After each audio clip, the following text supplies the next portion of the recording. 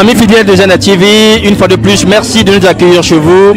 Diaspora Inside, voilà le concept qui va vous amener au cœur des actions de notre diaspora, au cœur des initiatives et au cœur de tout ce qui peut se faire aujourd'hui au sein de notre diaspora. Nous sommes ici à Villers-les-Belles où a été organisée une manifestation exceptionnelle. Rappelez-vous que notre pays a été à l'honneur durant un mois dans les Yvelines. Aujourd'hui, il était question de mettre à l'honneur non seulement le pays, mais aussi ses enfants. Ce sont des élus congolais ici à Villers-les-Belles pour lesquels il a été organisé par l'association Credo avec la mairie de Villers-les-Belles une réception afin que la diaspora congolaise ici présente puisse les connaître, afin qu'eux aussi puissent découvrir les hommes et les femmes qui font cette diaspora et qui ont contribué, qu'on le veuille ou non d'une manière ou d'une autre, à leur élection.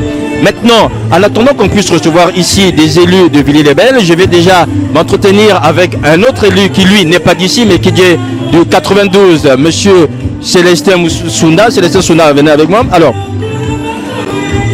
Célestin Sounda, aujourd'hui c'est une journée en l'honneur des élus. Vous avez été au cœur d'une activité très importante qui a valorisé notre pays dans les Yvelines. On sent bien que cette diaspora congolaise bouge.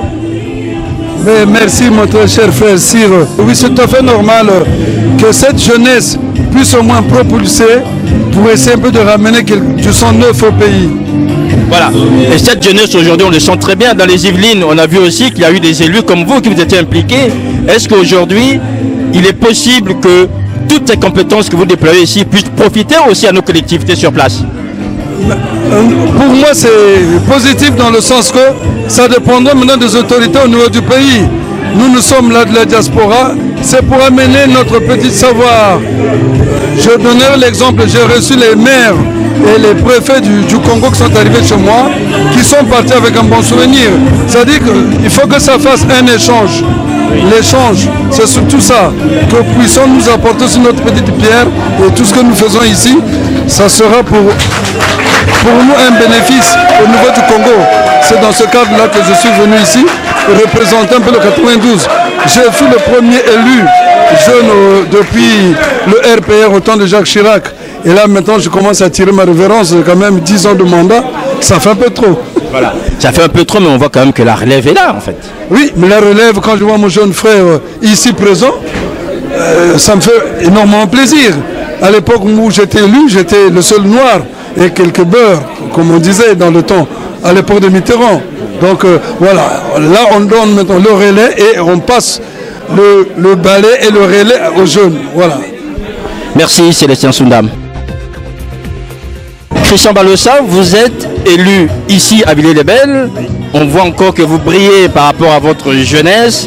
Tout à l'heure, je discutais avec un autre élu de 92, monsieur Célestin Soundam, qui nous a fait comprendre que la relève est là en vous citant. Alors, est-ce que vous pouvez vous présenter et nous dire aujourd'hui qu'est-ce que vous faites en tant qu'élu ici à Villers-les-Belles? Merci tout d'abord de bien vouloir m'accorder la parole. Je suis donc Christian Balossa et donc je suis adjoint au maire, délégué à la culture. La culture, c'est pas seulement la programmation, si vous voulez, culturelle. La culture, c'est un tout, d'accord? La culture, c'est aussi permettre aux autres, les plus démunis, d'accéder à la culture. Voilà. Donc, j'essaie, si vous voulez, dans ma délégation, de faire en sorte que ceux qui sont les plus démunis, qui ne peuvent pas accéder, si vous voulez, à plusieurs spectacles, si vous voulez, aussi d'accéder à certains spectacles puisqu'ils n'ont pas les moyens. Donc, je fais en sorte que tout le monde accède, si vous voulez, à tous les spectacles qu'on peut nous proposer dans notre ville, Villers-les-Belles. Voilà. Alors, il faut dire qu'une délégation à la culture, ce n'est pas une délégation aussi facile que ça, parce qu'il faut que la feuille bouge. Vous êtes ici dans une ville où la jeunesse tient une place très importante. La politique aujourd'hui, qui est la vôtre, vers cette population démunie, est-ce qu'elle trouve un écho souvent dans des quartiers difficiles ou bien dans ce département ici? Vous savez, on essaye de faire au mieux pour que, évidemment, tout le monde s'y retrouve. On ne peut pas, évidemment, faire tout parce qu'on n'a pas, vous savez, vous connaissez la situation économique de la France, c'est un peu difficile. On essaie de faire beaucoup avec peu. Et donc, vous êtes ici dans une structure qui accueille les jeunes, puisque Jacques Brel, qui est une structure qui a été, si vous voulez, restaurée, reconstruite pour la jeunesse. Évidemment, les jeunes ici s'y retrouvent et peuvent venir comme ils veulent. Et vous avez ici, si je veux le dire, vous avez ici un studio d'enregistrement qui est unique dans le Val d'Oise, que les autres villes de Val d'Oise n'ont pas. Donc, Villiers le Bel a fait beaucoup pour la jeunesse et Villiers le Bel essaie de faire encore plus davantage pour les jeunesses, que la jeunesse évidemment s'y retrouve dans le domaine culturel. Alors, Christian Balocha, vous êtes congolais. Aujourd'hui, de quelle manière pourrez-vous mettre les compétences que vous déployez ici dans votre pays d'origine? Parce que les compatriotes qu'on nous voit vont se dire, tiens, voilà un Congolais qui est là, qui s'investit dans ce pays. Quand on sait aussi que dans notre pays d'origine, la question de la culture reste importante, et notamment par rapport à l'accès à la culture pour les jeunes et les plus démunis. Vous savez, d'origine congolaise de Brazzaville, évidemment, aujourd'hui français, c'est un peu difficile de dire les choses, mais le Congo, ça fait quand même un petit moment, un moment quand même que j'ai pas été. Je connais pas très bien, si vous voulez, ce qui se passe actuellement au Congo. J'ai pas une vision globale du Congo. On va essayer de voir ce qu'on peut faire pour le Congo, mais pour l'instant, je ne peux pas vous dire ce que je peux faire pour le Congo parce que je n'ai pas une vision globale pour le Congo actuellement. Voilà. Ce que vous pouvez nous dire, par exemple, c'est est-ce qu'aujourd'hui, ici, il y a quelques élus qui sont là, on sait qu'il y en a d'autres ailleurs. Est-ce que vous envisagez une initiative de vous réunir ensemble des élus d'origine congolaise ou pas? Il serait trop tôt de vous le dire. Je ne veux pas m'avancer comme ça parce que je n'ai pas encore rencontré les autres. Je ne connais pas tout le monde d'ailleurs. Le peu que je connais, on essaie évidemment d'échanger, on essaie de communiquer. Après, vous dire réellement ce qu'on peut faire pour le Congo, ce serait vraiment trop tôt pour le dire. Je n'ai pas les mots, mais on verra bien ce qu'on peut faire dans les mois, dans les jours à venir. Il y a des projets via le Credo. On essaiera de regarder ce qu'on peut faire, mais vous dire qu'on fera tel autre projet pour le Congo, c'est vraiment difficile. Je n'ai aucune vision là-dessus pour le Congo pour l'instant, donc c'est difficile de vous le dire. Merci. Je vous en prie, merci. Christian Milébé, vous êtes élu. Vous nous avez reçus la semaine dernière dans votre département, dans les Yvelines, où il y avait une grande manifestation à Chatou. Aujourd'hui, on sent très bien que le Congo est en train de prendre sa place dans les collectivités françaises. Est-ce qu'aujourd'hui, toutes ces compétences que vous développez ici peuvent profiter à notre pays d'origine? Mais on ne peut que dire oui, parce que ici nous sommes, tout en étant élus, nous apprenons en même temps.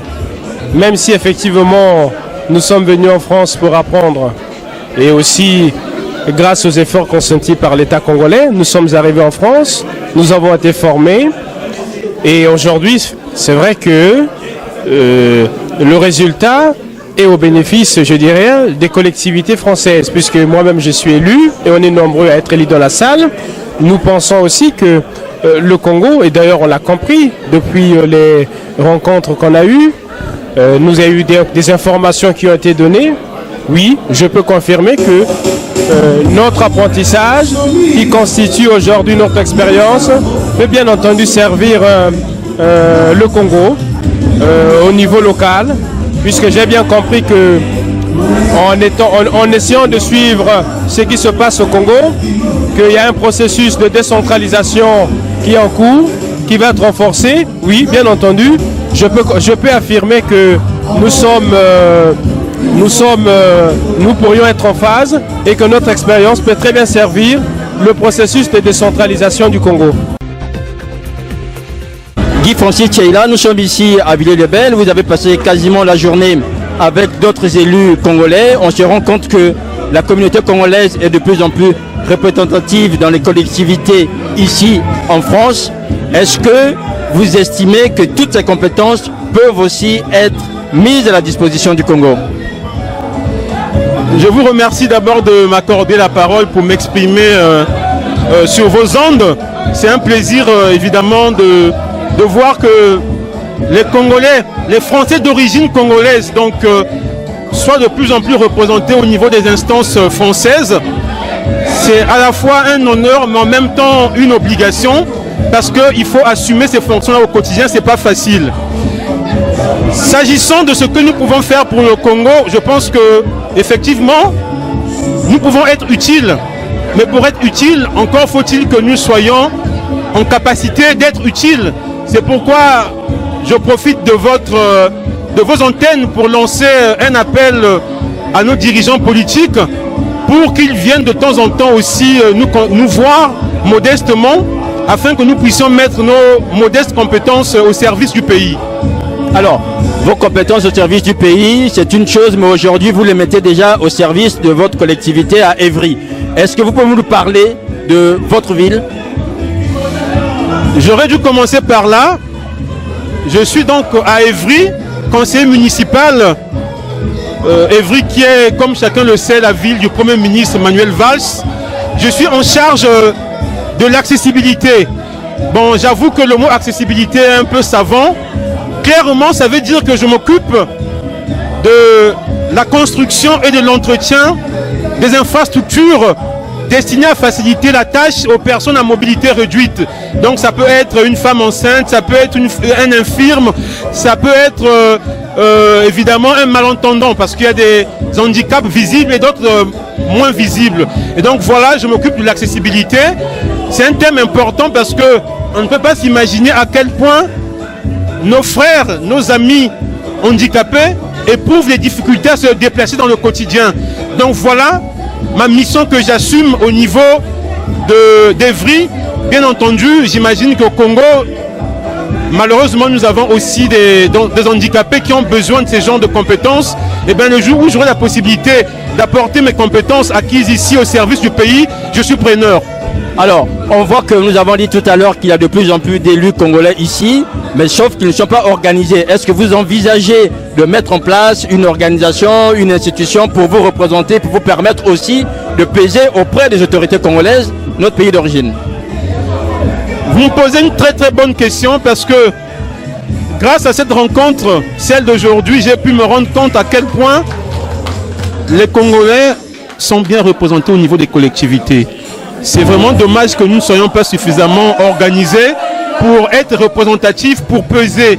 Effectivement, le fait d'être venu aujourd'hui dans ces lieux me donne l'idée, l'inspiration de pouvoir un jour créer, mais un jour rapidement, c'est urgent, nous retrouver au niveau d'une structure permanente afin que nous puissions voir dans quelle mesure déjà nous pouvons créer des synergies au niveau des élus d'ici, mais aussi créer des synergies entre nous qui sommes ici élus de Paris, de France plus précisément, et le Congo. Parce que pour que nous puissions peser, il faut qu'on soit organisé. Mais ça nous manque énormément. Merci. Merci à vous. Madame Jeannette Mbani, vous êtes élue ici à Villers-les-Belles, vous êtes à votre 3e mandat. Alors, parlez-nous un peu de votre vie de conseillère municipale ici à Villers-les-Belles.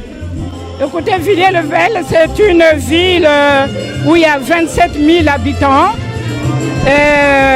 souvent qui votent à gauche. C'est une commune du Parti Socialiste. Et je suis élue, ça fait le 3e mandat. J'ai 2 mandats de conseillère municipale et celui-ci, je suis conseillère municipale déléguée aux personnes âgées. Alors, comment ça se passe aujourd'hui, votre délégation au quotidien? Mais je m'occupe des loisirs des seniors. J'organise les vacances pour les seniors, tout ce qui est loisirs, les aides à domicile. Je m'occupe des loisirs des anciens, des sorties, l'aide à domicile pour maintenir ceux qui peuvent rester chez eux au lieu d'aller dans des maisons de retraite. Donc on s'occupe aussi de l'aide à domicile des anciens. Voilà, je crois que je fais le tour de ma délégation. Alors, on voit très bien que vous êtes occupé quasiment tous les jours, puisque la population ici à Villers-les-Belles, on parle quand même, c'est des départements assez jeunes. Est-ce que la proportion des anciens est quand même assez importante ou elle va en galopant?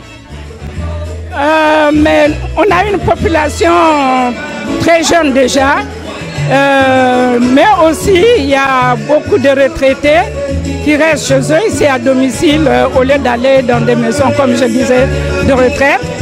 Donc, ma responsabilité, c'est le cadre de vie, de faire qu'ils aient un cadre de vie normal.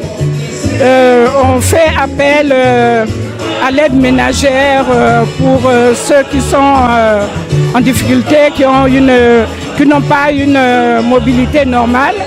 On a mis en place une navette qui essaie de les accompagner dans leurs démarches administratives ou tout simplement les démarches pour faire leurs courses.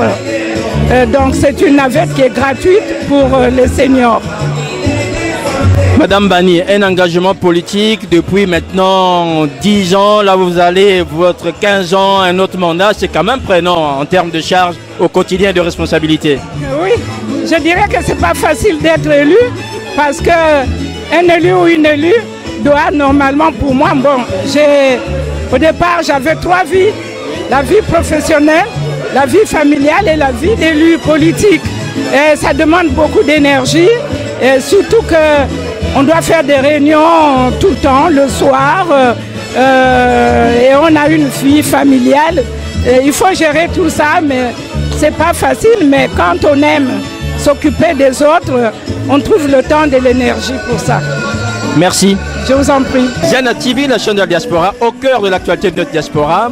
Tel que vous l'avez constaté, nous étions ici à Villers-le-Bel, accompagnés des hommes et des femmes qui font la fierté de notre pays. Merci pour votre fidélité à Ziana TV.